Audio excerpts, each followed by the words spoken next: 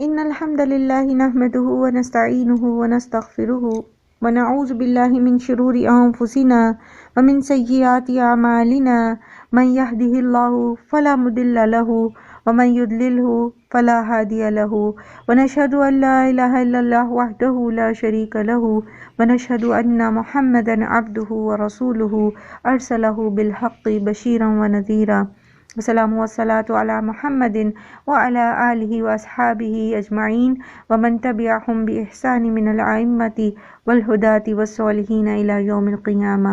أما بعد فإن أصدق الحديث كتاب الله وخير الهدي هدي محمد صلى الله عليه وسلم وشر الأمور محدثاتها وكل محدثة بدعة وكل بدعة ضلالة وكل ضلالة في النار. رب اشرح لي صدري ويسر لي أمري واحلل عقدة من لساني يفقهوا قولي ربنا زدنا علما اللهم فقهنا في الدين آمین یا رب العالمین. آج کے لیسن کی طرف آتے ہیں. آج ہم انشاءاللہ العزیز سورہ الملک شروع کرنے والے ہیں. الحمدللہ. سورہ ملک مکی صورت ہے. اس کا زمانہ نزول جو ہے وہ معلوم نہیں ہے کسی بھی روایت سے، لیکن اس کے موضوع سے ہمیں پتہ چلتا ہے کہ یہ مکہ کے دور کی ابتدائی صورتوں میں سے ایک صورت ہے. اس کی فضیلت میں حضرت ابو ہریرہ کی روایت ہے کہ نبی صلی اللہ علیہ وآلہ وسلم نے فرمایا کہ قرآن میں ایک 30 آیتوں والی صورت ہے. اس صورت نے ایک شخص کی شفاعت کی یہاں تک کہ اسے بخش دیا گیا، اور وہ صورت ہے تبارک الذی بیدہ الملک. یہ ترمذی کی روایت ہے. اور اسی طرح حضرت جابر رضی اللہ عنہ فرماتے ہیں کہ رسول اللہ صلی اللہ علیہ وآلہ وسلم اس وقت تک سوتے نہ تھے جب تک کہ سورہ الف لام میم تنزیل یعنی سورہ سجدہ اور تبارک الذی یعنی سورہ ملک نہ پڑھ لیتے. میں اکثر یہ سوچا کرتی تھی کہ سورہ ملک جو ہے اس کو روز رات کو پڑھنے کی اور وہ بھی سوتے وقت پڑھنے کی کیا مصلحت ہو سکتی ہے.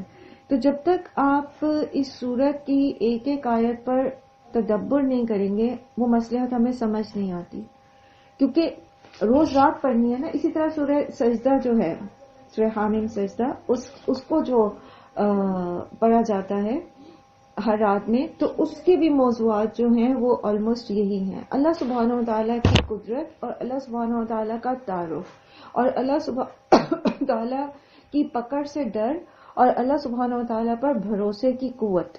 یہ وہ چیزیں ہیں جو یہ صورت ہمیں عطا کرتی ہے. لیکن یہ ساری کوالٹیز جب ہم ڈیلی بیسس پر اپنے کانشیس میں ریوائز کرتے ہیں، ریپیٹ کرتے ہیں اس کو ڈیلی بیسس پر کہ اللہ سبحانہ و تعالیٰ کون ہے اور ہماری زندگی میں اللہ سبحانہ و تعالیٰ کی معرفت کتنی ضروری ہے، پھر یہ کہ اللہ تعالیٰ نے ہمیں دنیا میں بھیجا کیوں ہے، پھر ایٹ دا اینڈ ریزلٹ کیا ہونے والا ہے، اور دنیا میں کس طرح اللہ سبحانہ و تعالیٰ کی قوتیں کار فرما ہے اور کس طرح وہ اپنے نیک بندوں کی مدد کرتا ہے اور کس طرح اس نے جو ہم اللہ تعالیٰ کے اوپر ڈیپینڈنٹ ہیں اور کس طرح دوسروں کی جو اللہ کے نافرمان ہیں ان کی پکڑ بھی آتی ہے.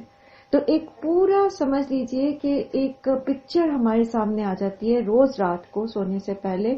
اور چونکہ موت کو نیند کی بہن کہا گیا ہے تو ایک طرح سے انسان جو ہے وہ اپنے آپ کو اس چیز کے لیے تیار کرتا ہے کہ اگر جیسے ابھی میں نے سو جانا ہے اور ایک طرح سے میں ایک عارضی موت کا شکار ہو جاؤں گا، اسی طرح ایک دن مجھے موت آ جائے گی، حقیقی موت آ جائے گی، تو مجھے پھر اس کے لیے اپنے آپ کو تیار کرنا ہے. اور یہ وہ قوتیں ہیں، وہ شعور ہے جو اللہ تعالیٰ ہمیں دیتے ہیں. تو پھر ہم سورہ ملک کے ذریعے ڈیلی بیسس پر وہ ریمائنڈر ہمیں ملتا ہے، تو پھر ہم اس کو اچھے سے فالو کر سکتے ہیں. چلیں اس کو سیکھنے کی کوشش کرتے ہیں. فہم تو اللہ سبحانہ و تعالیٰ ہی دینے والے ہیں اور العلیم بھی وہی ہیں. ہم کوشش کریں گے کہ ہم جتنا مختصر سے وقت میں سیکھ سکتے ہیں انشاءاللہ العزیز اس کو سیکھنے کی کوشش کریں گے. سب سے پہلے اعوذ باللہ من الشیطان الرجیم، بسم اللہ الرحمن الرحیم. تبارک الذی، بابرکت ہے وہ، تبارکہ کا جو مطلب ہے، اس میں پہلے بھی ہم ڈسکس کر چکے ہیں بہت زیادہ مرتبہ، وہ یہ ہے کہ بارکہ کا مطلب کیا ہوتا ہے، برکت کا معنی کیا ہوتا ہے۔ برکت جو ہے اس کے مختلف معنی ہیں، جس میں بلندی، عظمت، پھر افزائش یعنی بڑھوتری کا عمل، بڑھنا، پھر اسی طرح فراوانی یعنی ایکسیسو ہونا، اور پھر ہمیشگی، دوام، ثبات ہونا، پھر اسی طرح کثرت ہونا، اور پھر بھلائی کے معنوں میں بھی آتا ہے۔ یعنی برکت جو ہے اس کے اندر یہ سارے مفہوم آ جاتے ہیں۔ یوزلی ہم جب برکت کی بات کرتے ہیں نا کہ کسی چیز میں برکت ہو گئی ہے، تو ہم اس کو کوانٹٹی یا کوالٹی وائز دو میئرز میں لیتے ہیں کہ یا تو چیز کوانٹٹی وائز زیادہ ہو گئی ہے، جیسے ہم یوزلی صدقہ کی اس مد میں دیکھتے ہیں کہ صدقہ عام طور پر یہ ہوتا ہے کہ آپ کو اللہ تعالیٰ کوالٹی وائز بھی بہتر دیتے ہیں واپس، اور کوانٹٹی وائز بھی بہتر دیتے ہیں۔ ہاں، یہ اللہ سبحانہ تعالیٰ کی مصلحت ہے کہ وہ کس طرح کس صورت میں وہ ہمیں دیتے ہیں، لیکن یہ سارے معنی اس کے اندر آئیں گے۔ یعنی اگر ہم اللہ سبحانہ تعالیٰ کے لیے پڑھ رہے ہیں کہ تبارک الذی بابرکت ہے وہ، یعنی اللہ سبحانہ تعالیٰ بابرکت ہیں، تو پھر اس میں کیا کیا معنی آئیں گے کہ اللہ سبحانہ تعالیٰ بلند ہے، العلی ہے، ٹھیک ہے، اللہ سبحانہ تعالیٰ کی عظمت سب سے زیادہ ہے، وہ العظیم ہے، پھر اسی طرح اللہ سبحانہ تعالیٰ چیزوں کو گرو کرتے ہیں، ان کی افزائش کرتے ہیں، وہ الرب ہیں، پھر اسی طرح وہ چیزوں کو بڑھاتے ہیں۔ چیزوں سے مراد یہ ہے کہ ہر چیز، نعمت، ٹھیک ہے، نعمتوں کو، اور اپنی مخلوق کو کہہ لیجئے، نعمتوں سے بھی زیادہ آپ مخلوق کو کہہ لیجئے، تو اللہ تعالیٰ اس کو بڑھاتے ہیں، تو وہ القدیر ہیں۔ پھر اسی طرح تبارکہ کے معنوں میں دوام اور ثبات بھی آتا ہے، تو پھر اللہ سبحانہ تعالیٰ کے تمام اسماء اس میں آ جاتے ہیں، جیسے الحی ہے، القیوم ہے، ہمیشہ رہنے والے، پھر اسی طرح جو ہے اور بھی دیگر صفات میں بھی اللہ سبحانہ تعالیٰ کے دوام اور ثبات پایا جاتا ہے، جیسے الرحیم ہے تو وہ ہمیشہ رحم کرنے والے ہیں، اسی طرح وہ الحکیم ہے تو ان کے ہر معاملے میں حکمت ہے، وہ الحلیم ہے تو وہ ہمیشہ مہلت دیتے ہیں، ہمیشہ وہ دوباری سے ہی کام لیتے ہیں۔ اور اسی طرح ہم نے پڑھا، ہمیشہ جو ہم اسماء الحسنہ پڑھ رہے ہیں تو اس میں ہم نے یہ سیکھا کہ اللہ سبحانہ تعالیٰ کی تمام صفات جو ہیں وہ ہمیشہ سے ہیں اور ہمیشہ رہیں گی، ان میں کوئی ایسی صفت نہیں ہے جو کبھی نہیں موجود تھی یا کبھی وہ ختم ہو جائے گی۔ پھر اس میں برکت میں یا تبارکہ میں خیرات اور حسنات کے معنی آتے ہیں، یعنی بھلائی کے معنی آتے ہیں، تو اللہ سبحانہ وتعالیٰ سراسر بھلائی ہی ہے، ٹھیک ہے، اللہ سبحانہ وتعالیٰ ظالم نہیں ہے، اللہ تعالیٰ نے ظلم اپنے اوپر حرام کر دیا ہے۔ اگر وہ انسان کو کسی مشکل میں ڈالتے بھی ہیں، کسی آزمائش میں ڈالتے بھی ہیں، تب بھی اس میں ان کی طرف سے انسان کے لیے بھلائی ہی ہوتی ہے۔ یہ بات سمجھ آ گئی آپ کو کہ اب تبارکہ کو جب اللہ سبحانہ تعالیٰ کی ذات سے منسوب کیا جائے گا تو اس کو کیسے سمجھا جائے گا؟ جی بتائیے، کلیئر ہوا پوائنٹ کہ اللہ تعالیٰ بابرکت ہے، اس کا مطلب کیا ہے؟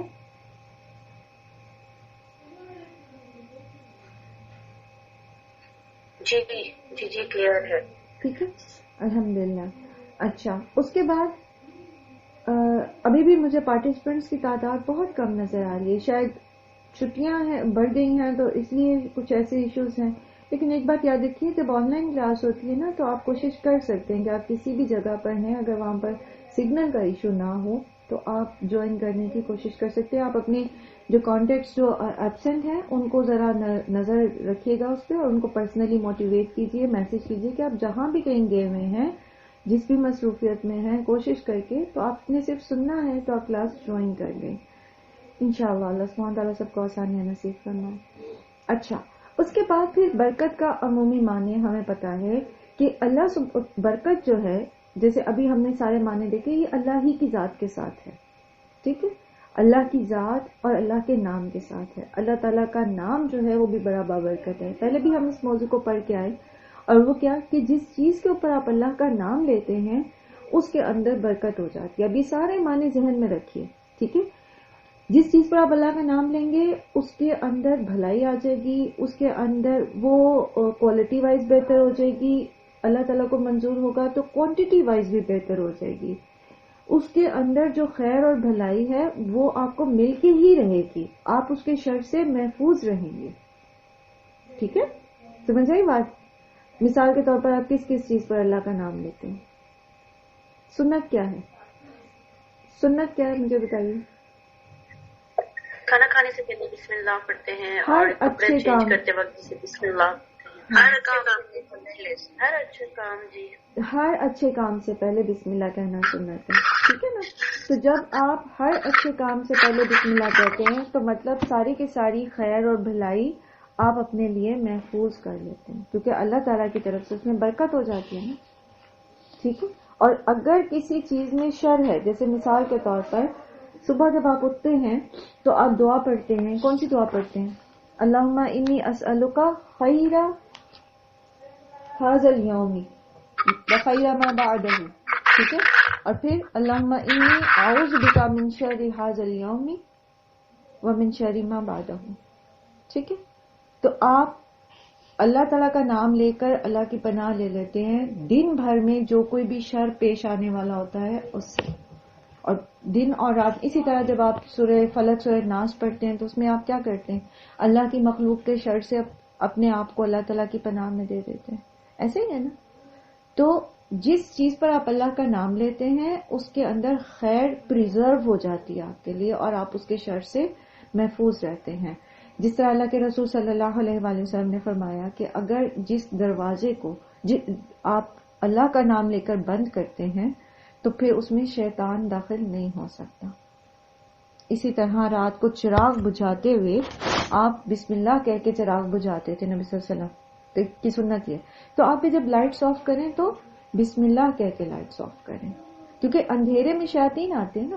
تو آپ ویسے لائٹ بند کر بھی دیں گے، اندھیرا اگر ہو بھی جائے گا تو آپ اس کے شر سے، اس اندھیرے کے شر سے اللہ کی پناہ میں رہیں گے. ٹھیک ہے. تو آپ اس کو پہلے بھی ہم اس ٹاپک کو چونکہ بار بار پڑھ چکے ہیں. اب آپ نے آج کا سارا دن جو ہے وہ اپنے ہر کام کے اوپر فوکس کرتے ہوئے یہ دیکھنا ہے کہ کیا میں اس میں اللہ کا نام لے رہی ہوں، میں اس میں اللہ سے برکت کا سوال کر رہی ہوں. چاہے وہ آپ کا کھانا پکانا ہے، نئے کپڑے پہننا ہے یا پرانے کپڑے پہننا ہے، یا جو بھی کام، کچن کا کوئی بھی کام ہے، کچن میں آپ کوئی چیز کھولتے ہیں رکھتے ہیں، بڑے کنٹینر سے چھوٹے کنٹینر میں کر رہے ہیں، کچھ بھی کر رہے ہیں، تو اس میں کس طرح آپ اللہ کا نام لے کر اپنی چیزوں کو محفوظ کر سکتے ہیں. ٹھیک ہے. اور اس میں آپ کے لیے برکت بھی ہوگی اور اس میں آپ کے لیے خیر بھی محفوظ ہو جائے گی. ایک بات یاد رکھیے، اللہ سبحانہ و تعالیٰ انسان کے گمان کے مطابق اس کے ساتھ ہوتا ہے. اگر ہمارے اندر شک ہوتا ہے نا، پتہ نہیں یہ ہوگا کہ نہیں، اور اس سے کیسے ہوگا، اور یہ کیسے ہو سکتا ہے، تو پھر وہ چیز آپ کو فائدہ نہیں دیتی. آپ نے دیکھا ہوگا بہت سارے لوگ یہ کہتے ہوں گے جی ہم نے تو یہ بھی پڑھا، ہم تو یہ بھی کرتے ہیں، ہم تو یہ بھی کرتے ہیں، پھر بھی یہ بات ایسے ہو گئی ہے. تو اس کی وجہ یہ ہے کہ کنوکشن کم ہے، توکل، اعتبار کم ہے. آپ نے کبھی قرآن کے ذریعے علاج کے بارے میں سنا ہوگا، پہلے بھی ہم بات کر چکے ہیں بہت دفعہ اس کے اوپر. قرآن جب سنایا جاتا ہے کسی مریض کو، یا یہ کہ وہ خود پڑھتا ہے، تو اس کے اندر جہاں اس کا تلفظ درست ہونا چاہیے وہاں پر ایک دو چیزیں اور بھی ضروری ہیں. اور وہ کیا ہے؟ اول یہ کہ یقین کہ اس میں شفا ہے. قرآن کریم میں اللہ تعالیٰ نے ہمیں بتایا نا کہ قرآن میں شفا ہے. کس کے لیے؟ جو اس پر ایمان رکھتے ہیں. تو اگر ہمارا ایمان مضبوط ہوگا تو قرآن کے ذریعے ہمیں شفا ملے گی انشاءاللہ. جیسے ابن القیم کہتے ہیں نا کہ انہوں نے جب وہ مکہ میں رہائش پذیر تھے تو وہاں پر ان کو کوئی بیماری بہت پیچیدہ سی ہو گئی اور انہیں کوئی طبیب یا دوا میسر نہیں تھی. آپ کو پہلے بھی پتا ہے کہ محدثین جو تھے بہت کم ریسورسز میں جو ہے وہ علماء جو ہیں وہ سفر کرتے تھے اور پھر اب علم حاصل کرتے تھے، تو ان کے پاس کھانے پینے کو بھی نہیں ہوتا تھا، تو علاج معالجہ یہ اس طرح. وہ کہتے مجھے میسر نہیں تھا تو میں نے صرف سورہ فاتحہ سے اور آب زمزم سے اپنا علاج کیا. اور سورہ فاتحہ میں شفا ہے، اس کو شفا بھی کہتے ہیں، لیکن کنوکشن ضروری ہے. آپ سورہ فاتحہ سے جب دم کریں تو آپ کو پتا ہونا چاہیے کہ اس کا مطلب کیا ہے، صرف مفہوم نہیں، اس کی ڈیپتھ میں جا کے. تو آپ دیکھیے کہ کس طرح یہ چیزیں جو ہیں یہ اثر کرتی ہیں.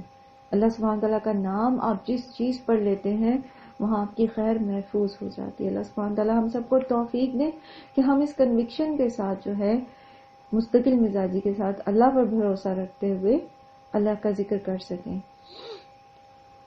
الذی بیدہ الملک، بابرکت ہے وہ اور اسی کے ہاتھ میں بادشاہی ہے. اللہ ہی کے ہاتھ میں بادشاہت ہے. وَهُوَ عَلَى كُلِّ شَيْءٍ قَدِيرٌ، اور وہ ہر چیز کے اوپر قدرت رکھنے والا ہے. اب یہ بادشاہت کیسی ہے؟ آپ سب نے الملک پڑھا، اللہ سبحانہ تعالیٰ کا اس میں گرامی الملک الملیک. انشاءاللہ اس کو ہم تھوڑا سا پھر کریں گے ریوائز، لیکن یہ کہ آپ کے ذہن میں جب ہم کہتے ہیں بیدہ الملک، اس کے ہاتھ میں بادشاہت ہے، تو پھر آپ کے ذہن میں وہ ساری باتیں تازہ ہو جانی چاہیے جو ہم نے اللہ تعالیٰ کے اسماء الحسنی سیکھتے ہوئے پڑھی تھی. ٹھیک ہے؟ وَهُوَ عَلَى كُلِّ شَيْءٍ قَدِيرٌ، اور یہ سب کچھ کر لینے پر، یہ سارا کچھ کر لینے پر، یہ کائنات بنا لینے اور اس کو خوش اسلوبی سے چلانے پر اس کو قدرت حاصل ہے. وہ یہ کر سکتا ہے کیونکہ وہ القدیر ہے، وہ کہیں پر بھی مجبور نہیں ہے، وہ جو چاہے وہ کر سکتا ہے. الذی، وہ جس نے خلق الموت والحیات، جس نے پیدا کیا موت اور زندگی کو. موت جو ہے، جیسے ابھی ہم بات کر رہے تھے پہلے بھی، کہ موت جو ہے اس کا ذکر زندگی سے پہلے آیا ہے. یعنی موت جو ہے وہ ایسی چیز نہیں ہے کہ زندگی ختم ہو جانے کو موت کہتے ہیں. موت بیسکلی ایک ایجابی چیز ہے، یعنی یہ پہلے سے موجود چیز ہے، کیونکہ انسان کی جو کیفیت، جیسے آپ نے سورہ بقرہ میں پڑھا تھا نا کہ اللہ تعالیٰ کے بارے میں کہ اللہ تعالیٰ کون ہے کہ جب انہوں نے پہلے تم مردہ تھے، پھر تمہیں زندہ کیا، پھر تمہیں موت دیں گے، پھر زندہ کریں گے، پھر تمہیں اپنی طرف لوٹائیں گے. تو یہ زندگی کی فیزز ہیں. ٹھیک ہے؟ انسان کی پیدائش سے پہلے کی فیز جو ہے عہد الست، جو کہ سورہ اعراف میں آپ نے پڑھا، جس کے بارے میں آیت نمبر 172 میں جب اللہ تعالیٰ نے آدم علیہ السلام کی پشت سے ساری ارواح جو تا قیامت ان کی اولاد پیدا ہونی تھی ان سے وہ عہد لیا تھا کہ وہ اللہ کی ہی عبادت کریں گے. تو اس میں آپ دیکھیں کہ وہ ایک فیز ہے، فیز آف لائف ہے، لیکن ہم اس لائف کو نہ تو ہمیں وہ یاد ہے اور نہ ہم اس کو ریئلائز کرتے ہیں کہ ہم ایسی کسی زندگی کو نہیں سمجھ سکتے جو ہمارے پیدا ہونے سے پہلے تھی. اس کے بعد ماں کے پیٹ کے اندر بھی انسان جو ہے وہ زندگی ہی کی ایک کیفیت میں ہوتا ہے، لیکن آپ اس کو ایسا زندہ نہیں مانتے، اس کی جو لائف ہوتی ہے اس میں وہ کاؤنٹ نہیں کرتے. ٹھیک ہے؟ حالانکہ وہ تب بھی زندہ ہوتا ہے. تو یہ جو موت ہے، اس کے بعد وہ دنیا میں آتا ہے، پھر ہم اس کو کاؤنٹ کرنا شروع کرتے ہیں، یہ اتنے مہینے کا ہو گیا، یہ اتنے سال کا ہو گیا، اور پھر جب وہ اس دنیا سے واپس جاتا ہے تو پھر ہم وہاں پر اس ظاہری دنیا میں اس کی ایج سٹاپ کر دیتے ہیں اور ہم کہتے ہیں کہ اس کی ایج اتنی ہو گئی ہے.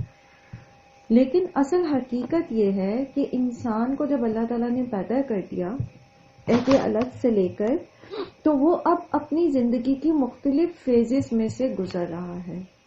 یہ جو پہلے وہ سمجھ لیں مردہ، جس کو ہم مردہ کہہ رہے ہیں، لیکن وہ اپنی زندگی میں تھا، تو اللہ تعالیٰ نے اس کیفیت کو موت کہا ہے. یعنی الذی خلق الموت والحیات، جس نے زندگی کی یہ دونوں فیزز بنائی ہیں. ٹھیک ہے؟ دو فیزز کون سی ہیں؟ پیدا ہونے سے پہلے کی، پھر دنیا میں جو زندگی ہے وہ، یہ دو فیزز کی بات ہو رہی ہے. اور پھر دنیا میں جب یہ موت کا دروازہ کھل جاتا ہے تو پھر وہ اپنی اٹرنل لائف کی طرف، جو اس کی ہمیشگی کی زندگی ہے، اس کی طرف موو کرتا ہے. تو موت جو ہے وہ زندگی کے خاتمے کا نام نہیں ہے، بلکہ ایک زندگی کی ایک فیز میں سے دوسری فیز میں جانے کا نام ہے. پوائنٹ کلیئر ہوا؟ یعنی موت جو ہے وہ ایسا نہیں ہے کہ زندگی کو ختم کر دیتی ہے. موت جو ہے وہ ایک فیز آف لائف ہے جو پہلے ہوتی ہے، پھر اس دنیا کی فیز آف لائف ہے، اور پھر اس دنیا کے بعد کی فیز آف لائف ہے. اس میں پھر 2 حصے آپ نے پڑھے ہیں کہ ایک عالم برزخ کا ہوتا ہے اور ایک پھر حشر کا، اور پھر جو جنت اور جہنم کا حصہ ہے. تو یہ ساری پکچر اللہ تعالیٰ نے کیوں بنائی ہے؟ یہ ساری فیزز آف لائف اللہ تعالیٰ نے کیوں بنائی ہے؟ لِيَبْلُوَكُمْ، تاکہ وہ آزمائے تمہیں، اَيُّكُمْ أَحْسَنُ عَمَلًا، کہ تم میں سے کون جو ہے وہ سب سے بہترین عمل کرنے والا ہے. یعنی یہ سارا جو اللہ تعالیٰ نے کائنات بنائی، اس میں ڈفرینٹ فیزز آف لائف بنائی، یہ اس لیے نہیں بنائی کہ یہ دنیا ہی سب کچھ ہے، بلکہ یہ ایک فیز آف لائف ہے جو ہم یہاں گزارتے ہیں، اور اصل زندگی کی طرف ہمارے سفر کا ایک بیچ کا حصہ ہے جو عہد الست سے شروع ہوا تھا اور حشر کے میدان سے گزر کر پھر اخیر جو جنت یا جہنم ہے وہاں تک جائے گا. تو اس میں پھر ہم نے کیا کرنا ہے؟ سورہ کہف میں بھی یہ موضوع آتا ہے کہ پوری زمین جو ہے اس کو اللہ تعالیٰ نے مزین کیوں کیا؟ تاکہ اللہ تعالیٰ ہمیں آزمائے کہ ہم میں سے کون جو ہے وہ بہترین عمل کرنے والا ہے. تو بیسیکلی موت کوئی خوفزدہ کر دینے والی چیز نہیں ہے، جیسے آج کے ریمائنڈر میں بھی ہم نے پڑھا کہ موت سے ڈرنے کی ضرورت نہیں ہوتی، بلکہ موت کے لیے تیاری کرنے کی ضرورت ہوتی ہے تاکہ ہماری جو اٹرنل لائف ہے، جو ہماری موت کے بعد کی زندگی ہے، زندگی کی جو اگلی فیز ہے، جو اصل زندگی ہے، ہم اس کے لیے بہترین انتظامات کر سکیں. اور یہی بنیادی موضوع ہے عقیدہ آخرت کا، کہ دنیا میں اللہ تعالیٰ نے ہمیں کس لیے بھیجا ہے؟ تاکہ ہم اپنے اپنے حصے کا امتحان جو ہے وہ دیں، اور پھر ایک اگلی فیز میں، لائف کی اگلی فیز میں، موت کے دروازے میں سے گزر کر اگلی فیز میں جائیں اور اس کا رزلٹ حاصل کریں. اب یہ رزلٹ کن کے لیے اچھا ہوگا؟ جو احسن عمل کریں گے. احسن عمل کی بہت ساری تفصیل ہو سکتی ہے، لیکن بنیادی طور پر احسن عمل کہتے ہیں اس کام کو جس کے اندر 2 چیزیں پائی جاتی ہیں. ایک یہ کہ اس کے اندر خالص نیت ہو، نیتاً انسان کی نیت میں خلوص ہو کہ وہ جو بھی کام کر رہا ہے وہ اللہ کی رضا کے لیے کر رہا ہے، چاہے وہ کسی کی تیمارداری ہو، چاہے وہ کسی کے لیے کھانا پکانا ہو، چاہے وہ گھر کی صفائی ہو، چاہے وہ کوئی بھی کام ہو. ہمیں اپنی نیتوں کو خالص کرنا ہے کہ ہم جو بھی کام کر رہے ہیں اس کو ہم اس کا ریوارڈ اللہ سے چاہتے ہیں. چاہے وہ اپنے سسرال میں رہ کے کوئی کام کریں، وہاں نمبر نہیں بنانے کے لیے کرنا، بلکہ نہ ہی ان سے اپریسیشن لینے کے لیے، نہ ہی ان سے اکنالجمنٹ لینے کے لیے، بلکہ کس لیے کرنا ہے کام؟ کہ اللہ تعالیٰ مجھ سے راضی ہوں. کیونکہ کھانا پکا کے کھلانا بھی اجر کا باعث ہے، ثواب. کیونکہ آج کل جیسے چھٹیاں ہیں، ٹھیک ہے، تو کیا ہوتا ہے، سب کے گھروں میں مہمان آئیں، کسی کی نندیں آئی ہوں گی اپنے بچوں سمیت، ٹھیک ہے، کسی کے کوئی رشتے دار آئے ہوں گے. اب اس میں ورک لوڈ بڑھ جاتا ہے.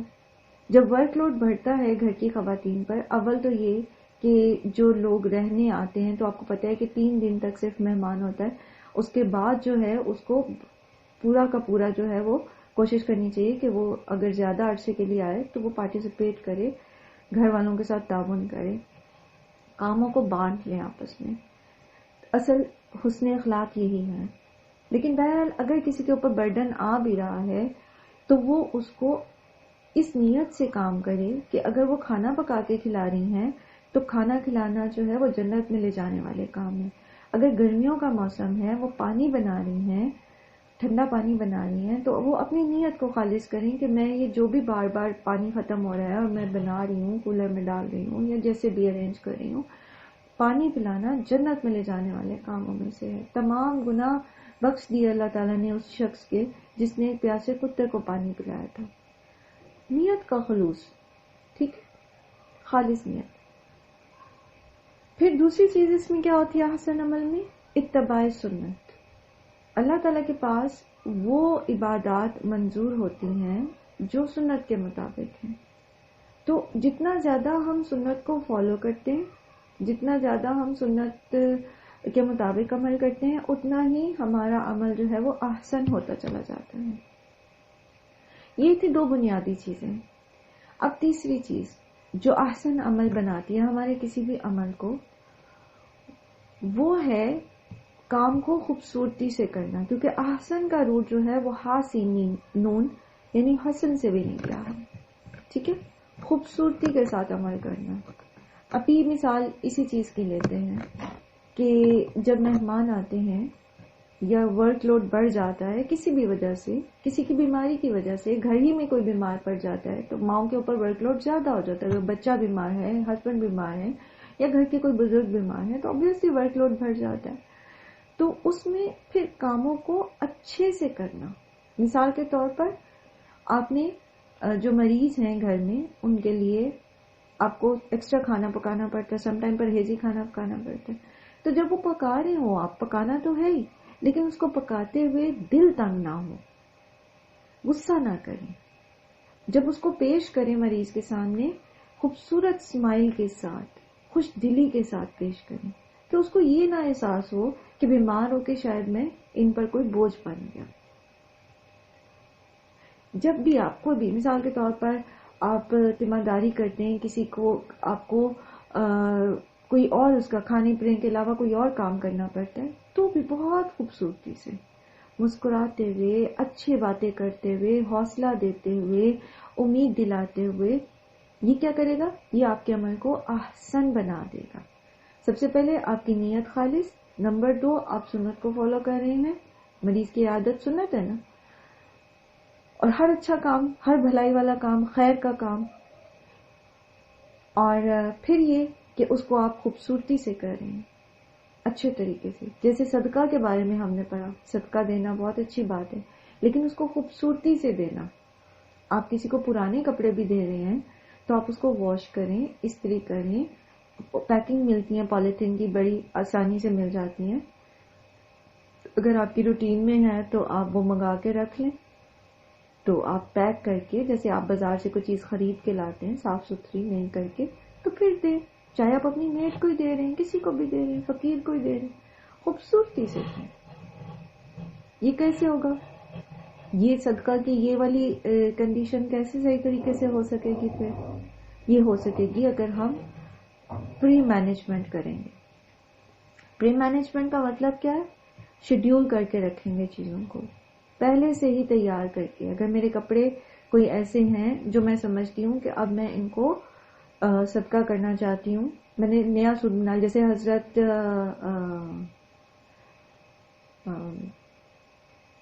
امام مالک جو تھے، امام مالک کے کوئی اسٹوڈنٹ تھے تو وہ بزاز تھے، کپڑے کا کام کرتے تھے، تو وہ ان کو ہر روز نیا جوڑا دیتے تھے. ان کا اپنا طریقہ تھا، وہ استاد کے لیے تحفہ دیتے تھے، اپنی طرف سے استاد کی خدمت کر رہے تھے، اللہ سے اجر کما رہے تھے. تو امام مالک کیا کرتے تھے؟ ان کا نیا جوڑا پہن لیتے تھے جو وہ دیتے تھے، اور جو پچھلے دن انہوں نے دیا ہوتا تھا انہیں، وہ صدقہ کر دیتے تھے.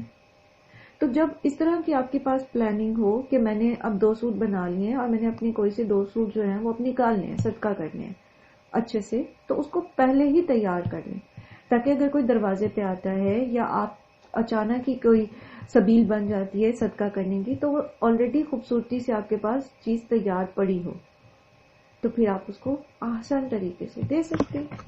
اس سے کیا ہوگا؟ کیا فرق پڑتا ہے؟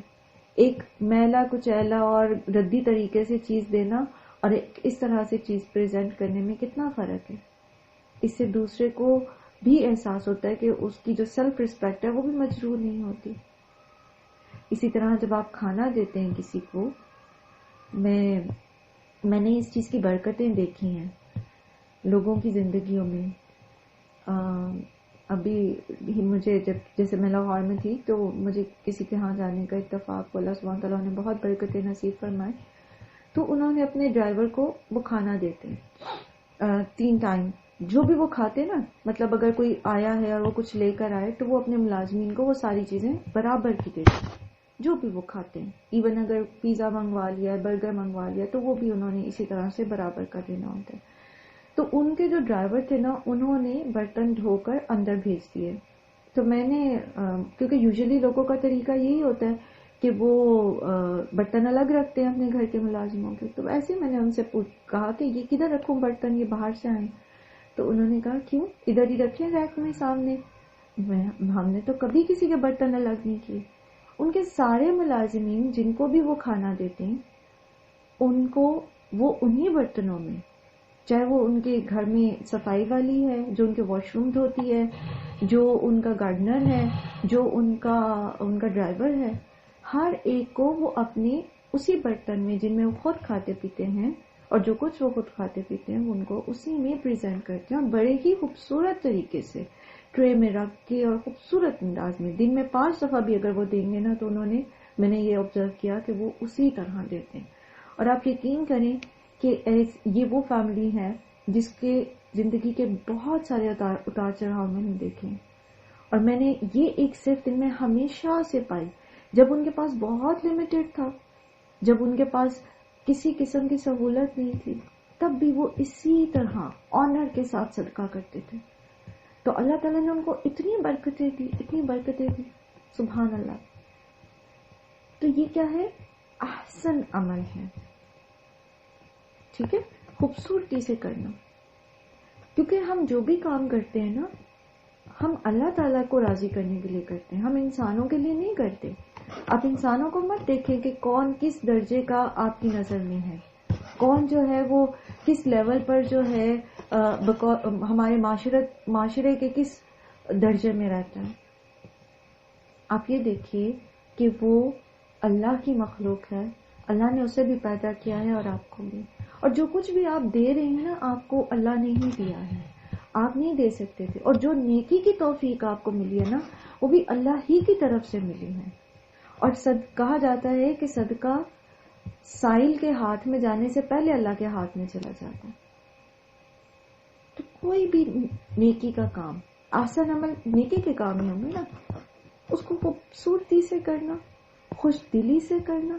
یہ تو حقوق العباد کی بات ہو رہی ہے نا ساری. جیسے میں نے آپ کو مریض کی عیادت کی مثال دی، اسی طرح صدقے کی مثال دی، اسی طرح مہمانداری کی مثال دی. اب آپ دیکھیں جب مہمان آتے ہیں، بہت سارے گھر ایسے ہوتے ہیں جہاں پر سب بہن بھائی اکٹھے ہو جاتے ہیں، تو یوزلی جس کا گھر ہوتا ہے اس کو اپنی چیزوں کو مینیج کرنا، سب کچھ کرنا پڑتا ہے. تو چھوٹے چھوٹے بچے بھی ہوتے ہیں، وہ بار بار میس بھی کرتے ہیں. تو خوش دلی سے ان کاموں کو کریں. ٹھیک ہے، آپ کو تھکن بھی ہوتی ہے اور تعاون بھی ضروری ہے. اور جب ہر شخص جو ہے، گھر کا ہر شخص قرآن کی نظر رکھتا ہوگا تو کوئی بھی کسی کے اوپر برڈن بنتا ہی نہیں ہے، بلکہ پھر ایسا سب کا میل جول اور سب کا اکٹھا ہونا اور بھی زیادہ انسان کو خوش کرتا ہے. تو خوبصورتی سے کام کرنا، خوش دلی کے ساتھ کرنا، اور اس خوش دلی کا اظہار بھی کرنا، کیونکہ آپ کے دل کو تو کوئی بھی نہیں پڑھ سکتا نا. یہ چیزیں آپ کی زندگی میں بہت خوبصورتیاں لے کر آئیں گی. اگر وقت ابھی نہیں تو کچھ عرصے بعد آپ یہ پھل ضرور پائیں گے، دنیا میں بھی اور آخرت میں بھی انشاءاللہ. وَهُوَ الْعَزِيزُ الْغَفُورُ، اور وہ بہت زبردست اور بہت بخشنے والا ہے.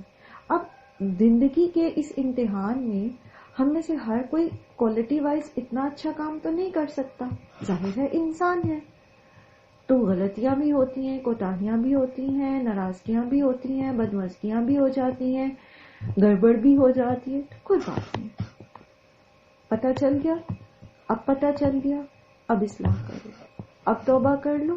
وہ تمہیں پکڑ سکتا تھا، وہ العزیز ہے نا، اللہ کی پکڑ آ سکتی تھی، لیکن کیا ہوا؟ اللہ تعالیٰ نے نہیں پکڑا. وہ پکڑ سکتا تھا ہمیں ہماری پچھلی زندگی میں بھی، اس کی پکڑ آ سکتی تھی، لیکن اس نے ہمیں مہلت دے دی. تو اب کیا کرو؟ توبہ کر لو، وہ بہت بخشنے والا ہے. ابھی سے اصلاح کی کوشش کرو. دیکھیں اللہ تعالیٰ اتنے رحیم ہے، چونکہ انہوں نے ہمیں پیدا کیا نا، تو انہوں نے ہم سے کہیں پر سے پرفیکشن مانگی نہیں. انہوں نے ہمیشہ ہم سے ہماری کوشش کے بارے میں کہا ہے کہ آپ کوشش کرو، آپ کی کوشش کو اکنالج کیا جائے گا، ایفرٹ لگاؤ. نہیں مسکراہٹ آ رہی نا چہرے پہ، غصہ آ رہا ہے، چلے کوشش کر لیں. ٹھیک ہے، کوشش کریں مسکرانے کی، کوشش کریں بہترین کام کرنے کی، اپنے کہیں پوری کوشش کریں. اللہ تعالیٰ سے ساتھ ساتھ ہم استغفار بھی کرتے جائیں، کیونکہ ہم بہترین عمل کر نہیں سکتے. تو جو کمی بیشی رہ جاتی ہے اللہ تعالیٰ ہمیں اس میں بہترین اس سے درگزر کریں اور بہترین اجر دیں جو کچھ بھی ہم کر پاتے ہیں. احسن عمل کی بات سمجھ آئی؟ یہ کیوں ضروری ہے سمجھنا؟ اس میں آپ ایک ہوم ورک میں نے آپ کو دیا کہ آپ نے یہ کرنا ہے اور پلیز آپ نے کرنا ہے، آپ نے بھولنا نہیں ہے. مجھے پتا ہے آپ سب بہت مصروف ہوتے ہیں، لیکن کل میں آپ سے پوچھوں گی، کیونکہ یہ سورت جو ہے یہ روز رات کو پڑھی جاتی ہے نا. یہ سورت وہ ہے جو آپ کے لیے اللہ تعالیٰ کے ساتھ جھگڑا کرتی ہے آپ کی بخشش کے لیے.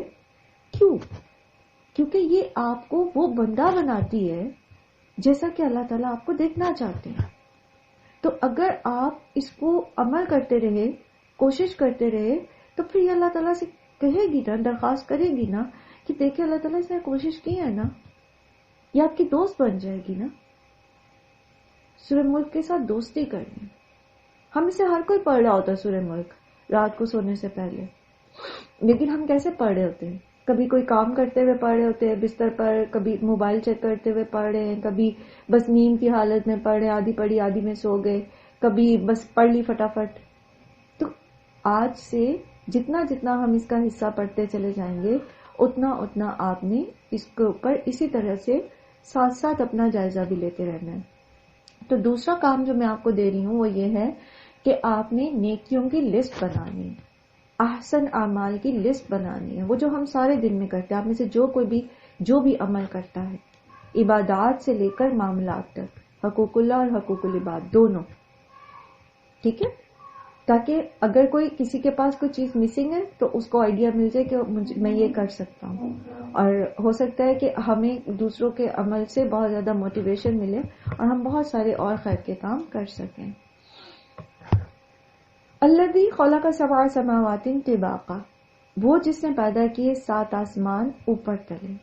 ما تری فی خلق الرحمن من تفاوت، تم نہیں دیکھو گے رحمان کی تخلیق میں کسی قسم کا کوئی خلل.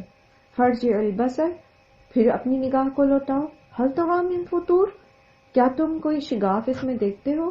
ثم ارجع البصر، پھر اپنی نگاہ کو دوڑاؤ. کرتین، بار بار.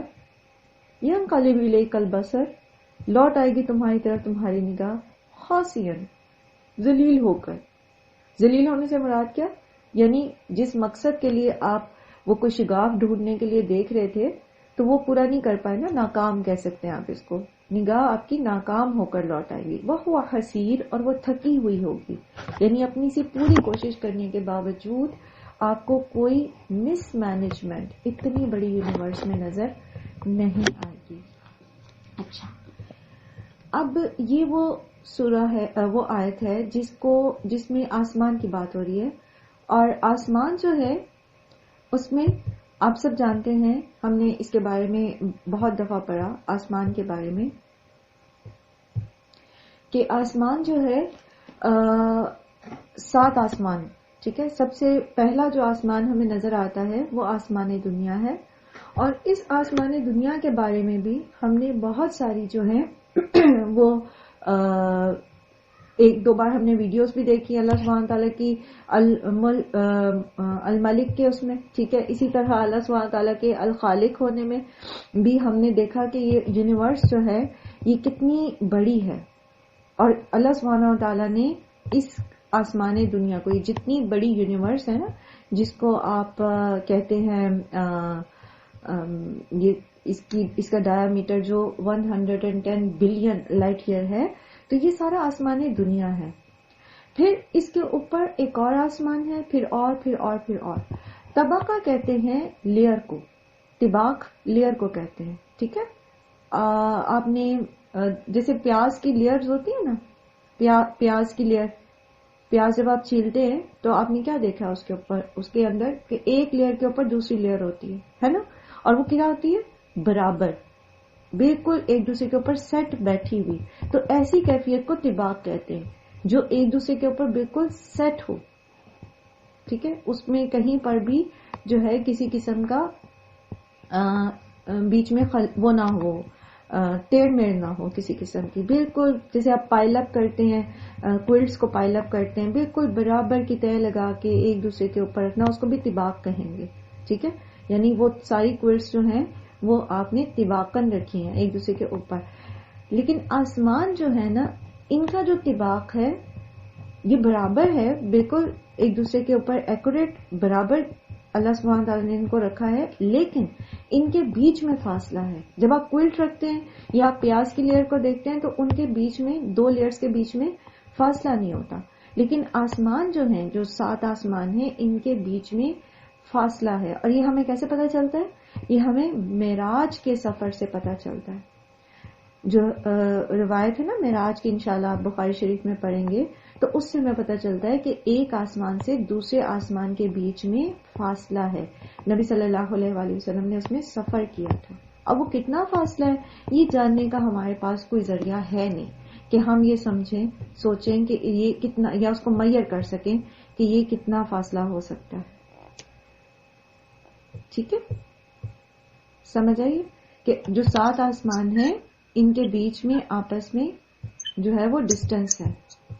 اچھا، اب آسمان میں دنیا کی بات کرتے ہیں، کیونکہ باقی کے آسمان جو ہیں وہ تو نہ ہم نے دیکھے اور نہ ہماری کوئی ریسرچ وہاں تک پہنچ سکی ہے. آسمانی دنیا جو ہے اس میں جو سٹارز کے سائز تھے اور ان کے جو ڈسٹینس تھے آپس میں، اس کے بارے میں ہم نے پڑھا کہ کیا کیا کتنا ڈسٹینس ہوتا ہے اور کیا کیا ان کی جو ہے وہ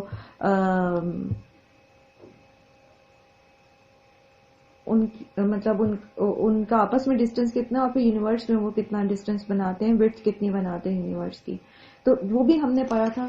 ابھی میں آپ کے ساتھ چھوٹی سی ایک انفارمیشن شیئر کروں گی، انشاءاللہ کل پھر ہم اس کو اور بھی تفصیل سے پڑھیں گے کہ یہ جو آسمانی دنیا ہے نا، ہمیں تو یہ ٹمٹماتے ہوئے صرف ستارے نظر آتے ہیں نا، لیکن وہ ساری یونیورس جس کے بارے میں ہم نے پڑھا، وہ ساری گلیکسیز، وہ سارا کچھ کے علاوہ بھی، مطلب علاوہ نہیں، اس کے بیچ میں اور کیا کیا کچھ ہوتا ہے. تو میں آپ کے ساتھ نا کچھ فیکٹس شیئر کرتی ہوں. آپ that will be really amazing for you کہ یہ کیا زبردست چیز ہے. Top 10 amazing things you can only find in the outer space لکھا ہوا ہے اس کے اوپر. ٹھیک ہے، اب اس کے اندر آپ دیکھیں ایک چیز ہے فریزنگ سٹار. آپ نے کبھی سنا فریزنگ سٹار؟ یہ وہ سٹار ہے جن کا ٹیمپریچر جو ہے -48 سے لے کر -13 ڈگری سیلسیس تک ہے. اور یہ سٹار جو ہے اس کو براؤن ڈوارف بھی کہتے ہیں، اور اس کا نام جو ہے اس کا نام ہے وائس 0855 0714. اب یہ ناسا نے اپنے حساب سے اس کو نام دے رکھے ہیں. ٹھیک ہے، اور یہ اس کی پکچر آپ کو بھی میں دکھاتی ہوں. یہ ہیں وہ سٹارز. ٹھیک ہے، تو فریزنگ سٹار جو ہے یہ ارتھ سے اس کا فاصلہ جو ہے وہ 7.27 سے لے کر ±0.13 لائٹ ایئر ہے. لائٹ ایئر ہمیں پتہ ہے کہ لائٹ ایئر سے مراد کیا ہوتی ہے، ایک نوری سال، یعنی جو روشنی لیتی ہے سورج سے زمین تک آنے میں. ٹھیک ہے، اس کو ہم نوری سال کہتے ہیں. تو اتنے لائٹ ایئر کا فاصلہ ہے اس سے ارتھ میں. پھر اسی طرح آپ ویسے یہ اس کے اندر بہت ڈیٹیل ہوتی ہے، لیکن میں صرف آپ کو پکچرز دکھا کے مختصر سی جو ہے نا وہ کروں گی. یہ دیکھیے، یہ ہے ڈائمنڈ پلانٹ. یہ پلانٹ پورے کا پورا ڈائمنڈ سے بنا ہوا ہے. 2004 میں اس کو ایکسپلور کیا انہوں نے، اور یہ جو ہے آپ اس کو سرچ کر سکتے ہیں. اس کا نام جو ہے اس ڈائمنڈ پلانٹ کا کینکری ای ہے، کینکری 55E. جب آپ اس کو سرچ کریں گے تو پھر آپ دیکھیں گے کہ کتنا جو ہے اس کا ڈسٹینس کتنا ہے اور یہ کیا چیز ہے. مزے کی بات یہ ہے کہ یہ پورے کا پورا جو ہے یہ ڈائمنڈ کا بنا ہوا ہے. یہ اور بات ہے کہ انسان کی ایکسس سے باہر ہے، لیکن یہ سارا ڈائمنڈ ہے. سبحان اللہ. وہی ڈائمنڈ جو ہم پہنتے ہیں یا جس کے پاس ہوتے ہیں تو وہ اپنے آپ کو خدا سمجھنا شروع کر دیتا ہے. تو خدا کی کائنات میں پلانٹ پورے ڈائمنڈ کے بنے ہوئے ہیں. اوکے، اس کے بعد دیکھیے شوٹنگ سٹارز. شوٹنگ سٹارز جو ہے یہ ہم اس کو پڑھ کے آئے ہیں پہلے بھی. یہ کیا ہوتے ہیں؟ یہ وہ سٹارز ہوتے ہیں جو، اچھا ویسے تو میٹریائٹس کو شوٹنگ سٹار کہتے ہیں عام طور پر. ٹھیک ہے، جو کوئی کسی وجہ سے کوئی حصہ کوئی راک ٹوٹتی ہے جو اسپیس میں اور وہ ٹریول کرتی ہے تو اس کے پیچھے ایک ٹیل سی بن جاتی ہے تو اس کو شوٹنگ سٹار کہتے ہیں. لیکن خاص طور پر یہاں پر یہ جو شوٹنگ سٹار ہے یہ ایکچوئل شوٹنگ سٹار ہے. یہ وہ نہیں ہے جو برن ہوتا ہوا ایک وہ حصہ ہوتا ہے کسی ستارے کا. یہ خود سے ایک سٹار ہے اور اس کی جو ہے اسی طریقے سے جب یہ چلتا ہے تو اس کے پیچھے پوری ایک ٹیل بنی ہوتی ہے. اور آپ سب نے پڑھا ہوگا اس کے بارے میں. یہ قریباً 72 ایئر کے بعد جو ہے دکھائی دیتا ہے. دمدار ستارہ کہتے ہیں اس کو. سنا کسی نے اس کے بارے میں؟ جی جی سنا ہے نا. ہاں تو یہ جی میم. ہاں یہ شوٹنگ سٹار ہے. اب آپ امیجن کرتے جاؤ کہ اللہ تعالیٰ نے آسمان دنیا میں اگر یہ چیزیں بنائی ہیں تو آگے کیا ہے. اچھا یہ بڑی خوبصورت چیز ایک مجھے ملی. یہ ہے گریویٹیشنل لینس. گریویٹیشنل لینس جو ہے نا یہ ایک ایسا آبجیکٹ ہے جو لینس کی طرح ہے. اسپیس کے اندر بڑے سائز میں یہ لینزز موجود ہیں جو ڈفرنٹ جو لائٹس آتی ہیں نا ڈفرنٹ سٹارز کی یہ دو آبجیکٹ کے بیچ میں ہوتا ہے اور یہ اس آبجیکٹ کو ڈبل کر کے دکھاتا ہے. یعنی اس کو جیسے جو لینز ہوتے ہیں یوزلی جو ریفلیکٹیو ہوتے ہیں تو وہ ریفلیکٹ کرتے ہیں نا. شیشے کے لینزز آپ سب نے دیکھے ہوں گے, کنکیو بھی ہوتے ہیں کنویکس بھی ہوتے ہیں. اسی طرح یہ ایک لینس ہوتے ہیں یہ اسپیس کے اندر جو اس کو ڈبل کر کے دکھاتے ہیں.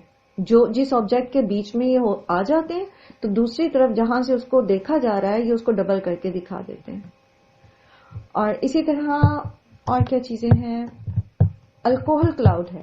الکوہل کلاؤڈ جو ہے یہ ایتھنال کا بنا ہوا ہے اور یہ جو ہے 1995 میں ڈسکور ہوا تھا اور یہ اسپیس کے اندر اتنی بڑی کوانٹٹی میں ایتھنال وہ کیمیکل ہے جس سے شراب دنیا میں بنائی جاتی ہے. جو یوزلی لوگ شراب پیتے ہیں نا تو یہ اس کی اسی کمپوزیشن میں یہ کلاؤڈ جو ہے یہ اسپیس میں موجود ہے. اور وہ کہتے ہیں کہ قریباً اس کلاؤڈ میں جو ہے وہ 400 ٹریلین جو پنٹ آف بیئر ہے وہ اس سے بھری جا سکتی ہے. اتنا زیادہ الکوہل جو ہے وہ اسپیس میں موجود ہے. سبحان اللہ. اللہ کی بہتر جانتے ہیں اور ایک وقت انشاءاللہ العزیز آئے گا جب ہم ان سارے اسرار پہ سے پردہ اٹھے گا. اللہ کے پاس جب ہم جائیں گے اور ہمیں پتہ چلے گا کہ اللہ کی اس کائنات میں اور کیا کچھ ہے.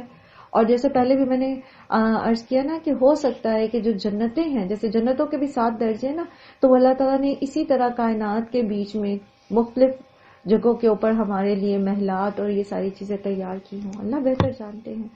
پھر سپر نووا ہے. ٹھیک ہے. جب کوئی سٹار ختم ہوتا ہے اس کی ویسے اس کی ایج جو ہے وہ بلین آف ایئرز ہوتی ہے لیکن پھر بھی اگر جو وہ ختم ہونے لگتا ہے تو اس کو پھر سپر نووا کہنا شروع کر دیتے ہیں. یعنی جب ایک سٹار کی لائف اینڈ ہونے والی ہوتی ہے تو اس کو سپر نووا کہتے ہیں.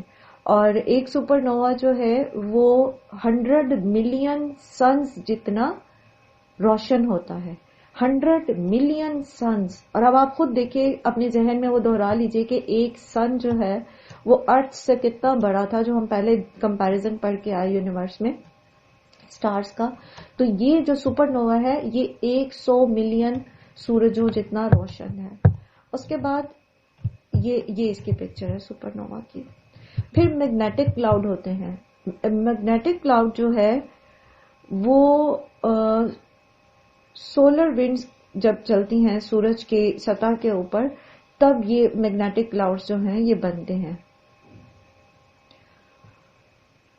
اور پھر یہ پلرز آف کریشن. یہ دیکھیے یہ آپ کو پلرز کی طرح کی چیزیں جو ہیں یہ آپ کے سامنے اسکرین پر ہیں. ٹھیک ہے. ان کو نیبولا کہتے ہیں ویسے. اور نیبولا ڈفرنٹ قسموں کے ہوتے ہیں. بہت ڈفرنٹ قسم کے نیبولا ہوتے ہیں. یہ بہت ہیوج باڈیز ہوتی ہیں اور بیسیکلی یہ گرد ہوتی ہے ڈسٹ پارٹیکل سے بنی ہوتی ہے. لیکن یہاں پر یہ جو نیبولا ہے اس کو پلرز آف کریشن کہا گیا ہے کیونکہ اس کی شکل آپ دیکھیں یہ اسپیس کے اندر اسی طرح پلرز کی شکل میں کھڑے ہوئے. پھر اسی طرح ٹریفر نیبولا ہے. یہ زمین سے جو ہے یہ 5000 لائٹ ایئر کے فاصلے پر ہے.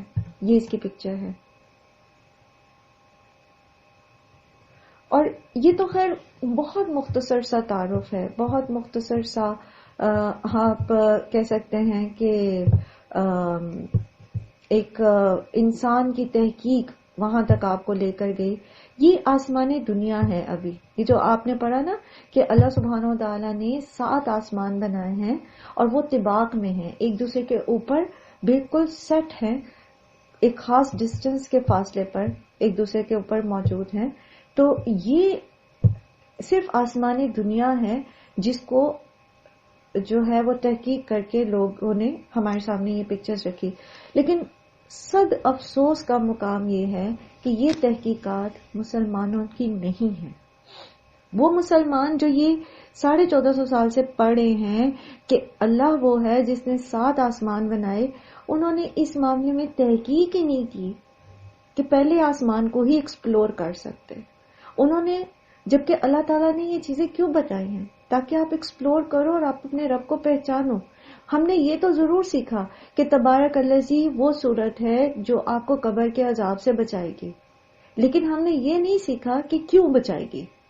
اور ہم سمجھتے ہیں کہ ہم جو مرضی کرتے رہیں، بس ہم رات کو سونے سے پہلے سورہ ملک پڑھ لیں گے تو ہم قبر کے عذاب سے بچ جائیں گے. تو یہ پھر دیوانے کا خواب تو ہو سکتا ہے، کیونکہ یہ اللہ کی سنت نہیں ہے. انشاءاللہ العزیز کل ہم یہیں سے جو ہے اسی کو فردر سیکھیں گے، اسی آیت سے پھر انشاءاللہ آگے چلیں گے. سبحانک اللہم و بحمدک، نشہد ان لا الہ الا انت، نستغفرک و نتوب الیک. السلام علیکم و رحمۃ اللہ وبرکاتہ.